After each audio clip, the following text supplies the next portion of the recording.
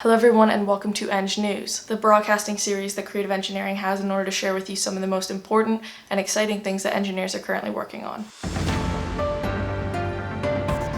Today we're going to be taking a look into the electrifying world of batteries, how they work, and what engineers are currently doing in order to improve the efficiency of them. There's tons of different kinds of batteries used to power all different kinds of things. So from this AA battery I have as an example, to the battery in your cell phone, to the battery in your car, are all going to work a little bit differently, but they all run on the same general principle. That principle is that there are two different terminals, a positive one, also known as a cathode, and a negative one, also known as an anode. And so what happens is that inside of the battery cell, there are an electrode and an electrolyte.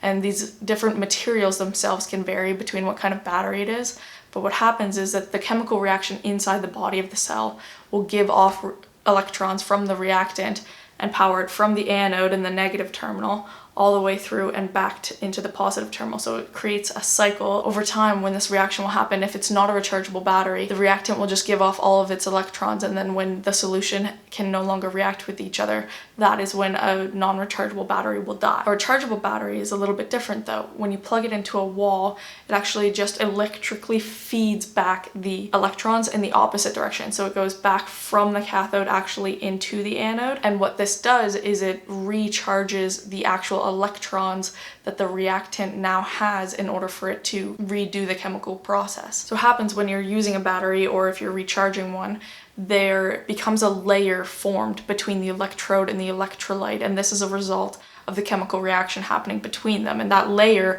pretty much acts to protect the electrode from the electrolyte so that it isn't used up too quickly or all in one shot. So what happens with a battery is when you use it and then charge it many times and lots of cycles of this, the actual interior will become damaged, and then those protective coatings and layerings aren't really able to form in the same way that they would have if it was a brand new battery.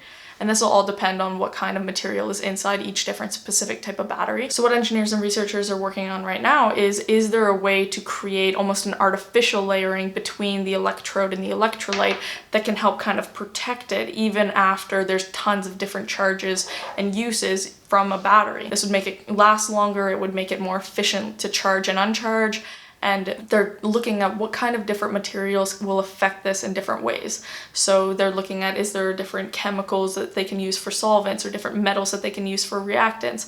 What material in between them has what effect on them? And so this research is being done all over the world, and they're starting even to look further into how can we make this safer as well. Is there an organic material? There's a couple universities right now researching the effects of creating that layer out of carbon dioxide and different things that happen naturally, so that batteries can not only become more affordable but also more safe because they're being used on larger and larger scales for more and more appliances, especially as we move away from burning fossil fuels and things like that, and we're looking into different ways to create power and electricity in a sustainable manner. We need to be thinking also about how can we make those batteries last longer and not have, a bunch of battery waste every time something dies. And this is particularly applicable in the same topic that we talked about last week, and that is how do we generate renewable energy sources that are more sustainable and more efficient.